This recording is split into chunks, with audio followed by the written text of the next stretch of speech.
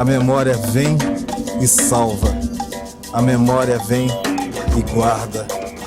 Guarda o cheiro da minha terra, a música do meu povo, a certeza de hoje e sempre que ninguém vai nos tirar.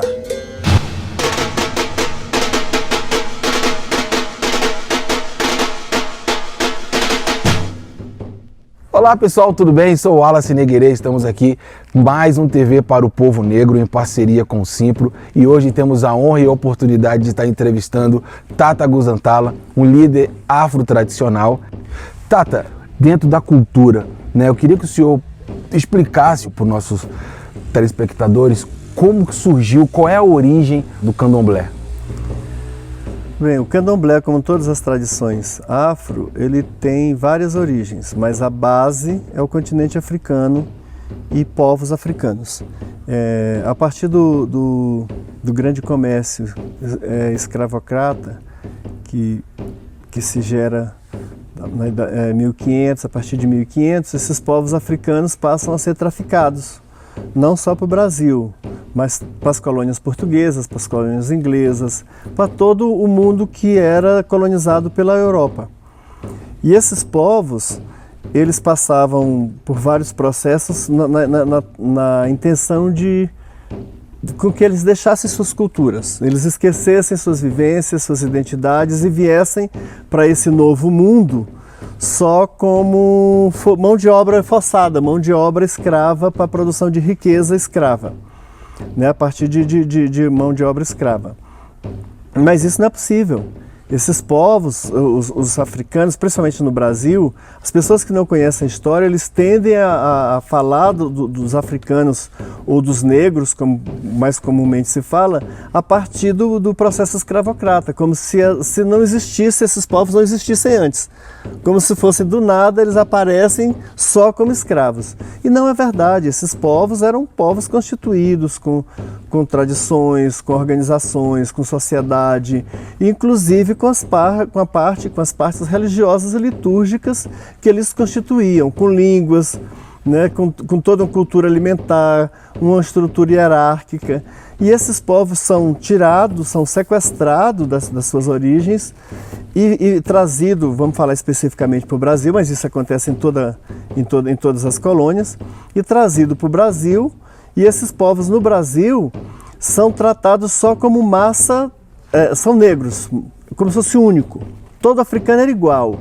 O escravizador fazia questão de não unir pessoas das mesmas identidades, que falavam as mesmas línguas, para isso dificultar uma organização, a manutenção da cultura. Com isso, a primeira, segunda, terceira geração já tinha esquecido seus povos, suas tradições, suas questões religiosas, suas maneiras de se constituir como povos, e passava a adotar as questões dos europeus, as questões do dominador. Até aí era mesmo um projeto, um projeto de dominação mesmo. Só que gente é vivo. E as tradições africanas, a maneira que os africanos se veem no mundo, as cosmogonias, preenchem todo o seu espaço de vida. E aí é onde um dos equívocos que as pessoas nos tratam só como religiosos. E como se a gente fosse uma pessoa civil que vivesse e tivesse uma religião ao modo ocidental. Isso é um modo ocidental de ver. Para os africanos, não. O sagrado, ele perpassa toda a sua vivência, constitui tudo, desde os ciclos da natureza, da chuva, do sol, o tempo de plantar, o tempo de colher, a festa de determinada divindade que vai se associar a determinada colheita, o nascimento, a primeira infância, a puberdade, a idade adulta. Esses ritos eram ritos que davam identidade para esses povos, dentro da sua comunidade. Como que se fazia isso no mundo dominado pelo escravizador? Como se fazia isso no mundo cristão, que inclusive o cristianismo era um dos motes que justificariam, entre aspas, a escravização para salvar as pobres almas? Como se fazer isso? Então, os africanos começam no processo de resistência. Não tem um momento assim, pronto, agora começou o candomblé. Não existe isso. Onde o africano foi, onde ele estava inteiro, com toda a sua cultura, com toda a sua identidade e também com o seu sagrado. E aí eles começam a partir de quilombos, de associação sincrética com as tradições cristãs dominante, mas tudo isso mantendo o seu amálgama de pertencimento. Quando eles conseguem se organizar o mínimo, aí nós vamos achar vários nomes, nós vamos achar o Cangerê, o Calundu, são nomes que a gente vai achar na história, inclusive na história da Inquisição no Brasil. Você vai achar isso no registro da igreja, nos registros oficiais, desses nomes de pessoas sendo perseguidas por ser calunduzeiro, por ser xangozeiro, por ser tambozeiro, por ser curadeiro, por ser quimbanda, todos esses nomes você vai encontrar. E isso o povo foi se organizando. A partir daí nós vamos encontrar tradições africanas com vários nomes e todas são legítimas, não tem uma tradição mais legítima. Se você estiver no Maranhão, você vai achar lá o tambor de mina, o terecô e várias outras tradições. Se você estiver no sul, você vai achar o batuque, se você estiver no nordeste, você vai achar o xambá, o xangô, a jurema, que embora seja com influência ameríndia, mas ela tem a influência também afro, tem raízes africanas também que se identificaram. Existe essa identificação com os cultos nativos, os povos nativos, que aí também nós vamos achar candomblé de caboclo. Antes de se constituir esse candomblé de nações de identidade, até aí, os africanas que não tinham história, porque a escravização tirou, eles não conseguiam constituir nem a terceira geração, porque a terceira, quarta geração deles estava na senzala como escravo. Eles se reconstituem dentro dessas estruturas. Então, assim, passa a criar uma hierarquia, aí tem um pai, tem uma mãe, aí vai ser, se é de uma tradição iorubana, vai começar a chamar de babá, de iá, se é de uma tradição banta, vai começar a chamar de mameto, nengua, tata, né? E assim vai se reconstituindo. Chega um ponto que eles começam a entender que eles também precisam criar identidades mais específicas. E aí é onde entra, agora particularmente, a história do candomblé.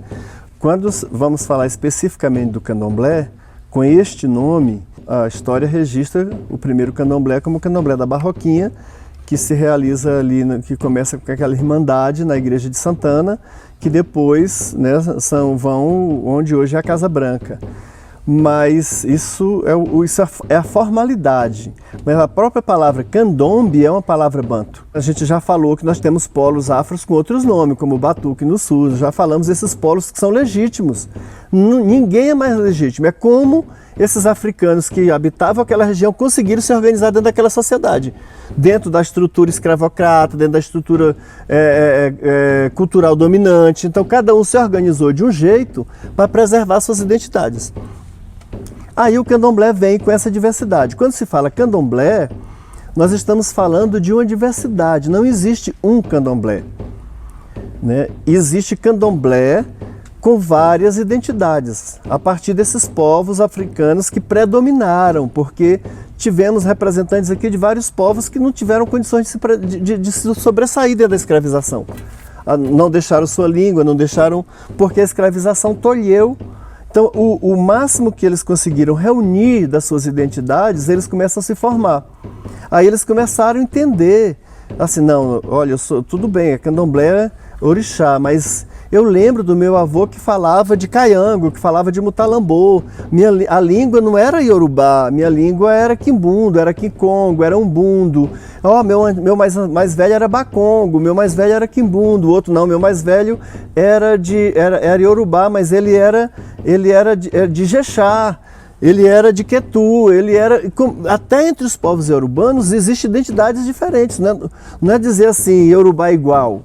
Tem os Ijexá, e cada povo, e com isso eu sou fona, meu povo falava de vodum, meu povo falava de Bessem.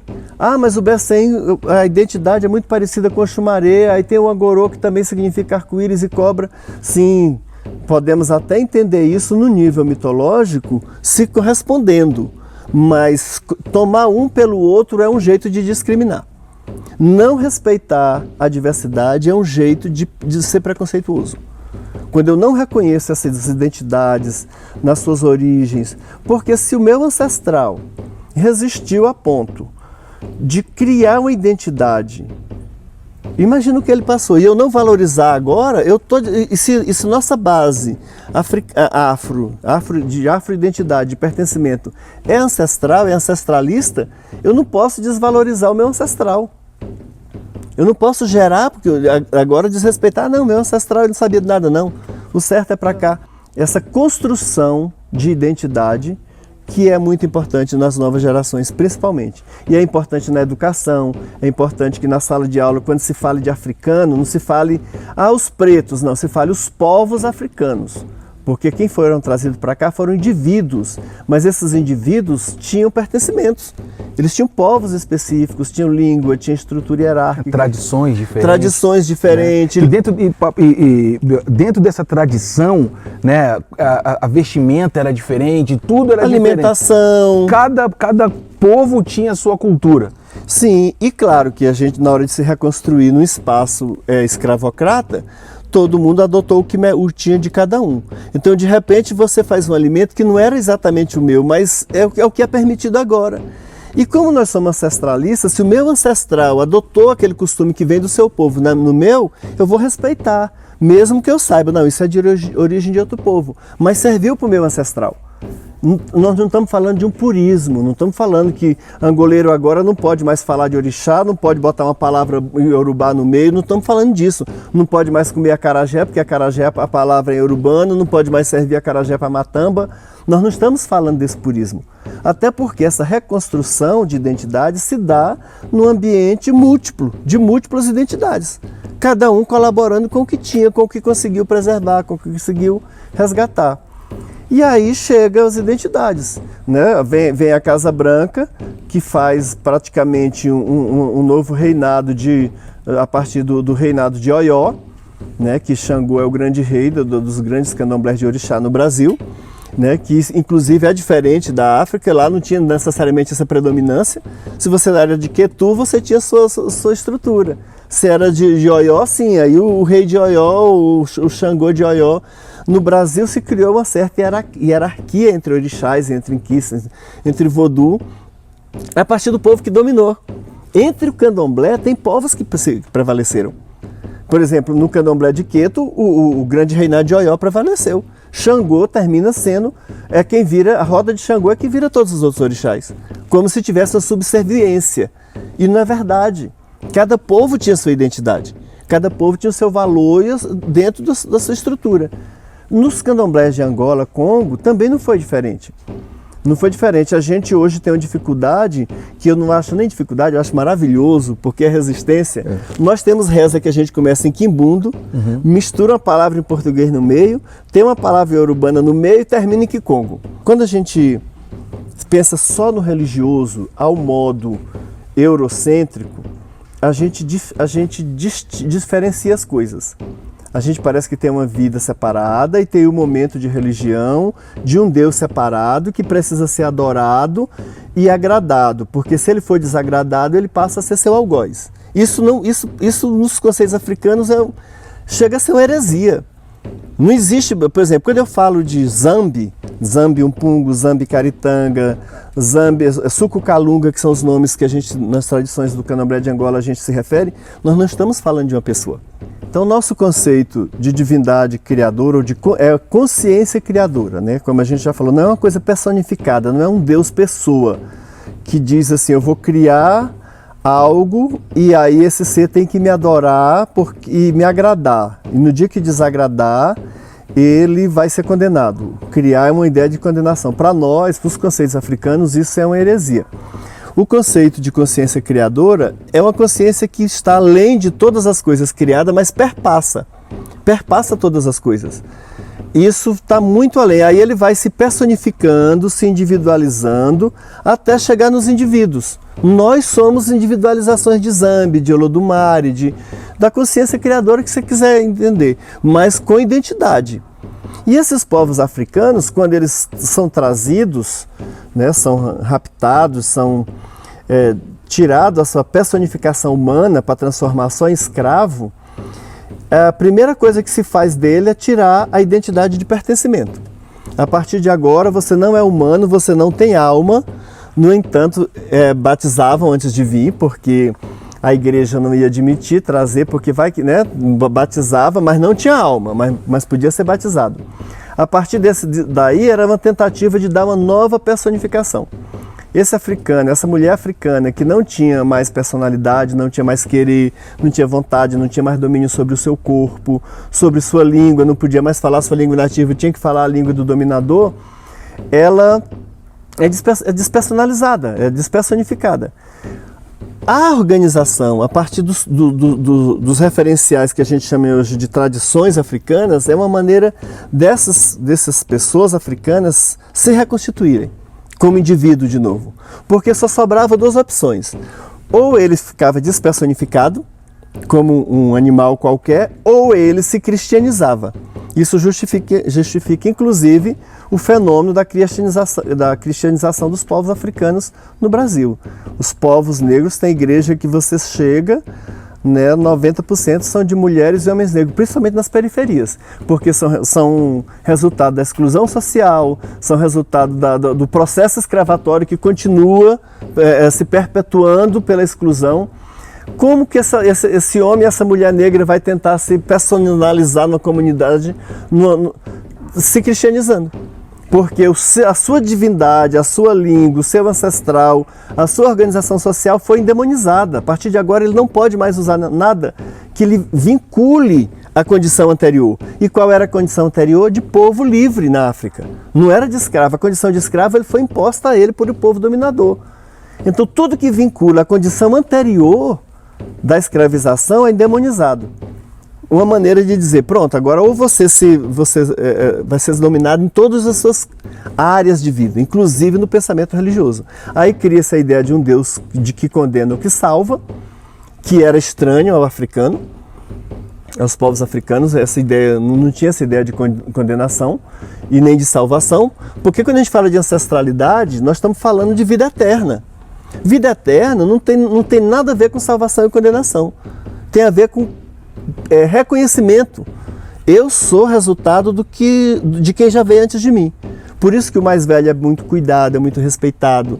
Se a tradição africana fosse a predominante hoje no Brasil, nós não tínhamos idosos desrespeitados, abandonados, não teríamos crianças abandonadas, porque o conceito africano é esse, que a criança ela é responsabilidade coletiva. E o mais velho é também um bem coletivo no sentido de ser o futuro ancestral. Cada vez mais velho, ele está se aproximando da ancestralidade. Então o mais velho de hoje é o mais próximo da ancestralidade. E a ancestralidade é o mais próximo dos inquices, dos orixá e do vodum. O inquice, o orixá e o vodum é o mais próximo da consciência criadora. Essa base teológica que você vai encontrar praticamente em todos os povos africanos. Uma consciência criadora, uma manifestação já individualizada do que nós chamamos de deuses ou divindades, mas isso são palavras já ocidentais, mas que de alguma forma é o jeito que a gente tem para explicar. Ancestrais, e nesse mundo dos ancestrais é que nós vamos achar várias possibilidades de viver, de continuar vivendo, e esse mundo da matéria. Objetivo, onde a gente nasce, pode renascer e vive aqui, nesse mundo sensorial de dor, prazer, isso que nos atraiu para cá. Quando a gente fala que a gente não é religião, nós somos povos, com toda a nossa estrutura de conceito e de pertencimento, não quer dizer que o sagrado está fora. A ideia do sagrado é uma das coisas que nos compõe, mas nós somos muito mais. Fazer um alimento para comungar com o ancestral, com a divindade, é comungar também com a minha comunidade.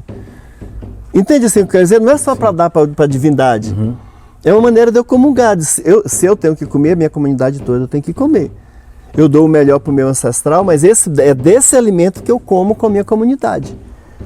Não é só um culto para agradar um Deus separado, que está lá longe, que precisa ser agradado. Não é esse conceito. E aí vem as identidades, aquilo que você já me perguntou. E como é que vai diferenciar? O conceito africano de mundo é uma evolução da consciência humana no mundo.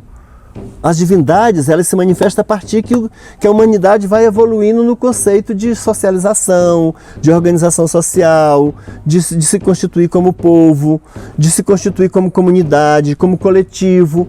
Aí é onde os conceitos das divindades vão entrando. Chegou o momento que a gente começa a dominar o fogo. Cai o raio, e a gente entende que o fogo é bom.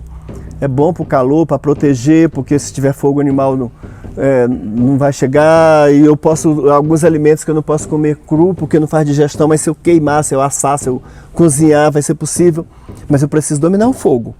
Aí a consciência, no fundo, as divindades são consciências divinas se desenvolvendo na humanidade. Por isso que são tão personificadas. Por isso que quando se manifesta uma divindade africana numa pessoa, aquela pessoa é a divindade.